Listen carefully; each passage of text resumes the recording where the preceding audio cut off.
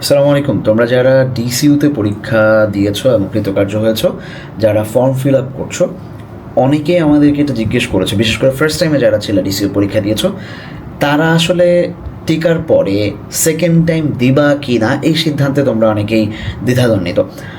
আমি আমার ব্যক্তিগত জায়গা থেকে বলবো যে তোমরা ভর্তিটা হবা আগে নিশ্চিত করো যে তুমি ভর্তি হচ্ছ, দেন তুমি সেকেন্ড টাইমেরও প্রিপারেশন নিবা। পাশাপাশি ক্লাস যদি শুরু হয়ে যায়, তুমি ক্লাস করার পাশাপাশি সেকেন্ড টাইমের প্রিপারেশন নিবা। যদি সেকেন্ড টাইমে ভালো কোথাও কোনো পাবলিকে হয়ে যায়, ভালো একটা সাবজেক্ট পাও, অনলি দেন মানে যেই সাবজেক্টে তুমি পড়াশোনা করছো এর ভালো যদি একটা সাবজেক্ট পাও, তখন দেখা যাবে যে মানে বিশ্ববিদ্যালয়কে যদি প্রায়োরিটি দাও বিভিন্ন সুযোগের চিন্তা করে, দেন তোমরা সিদ্ধান্ত নিতে পারবা যে সেকেন্ড টাইমে ভর্তি হবা কি না।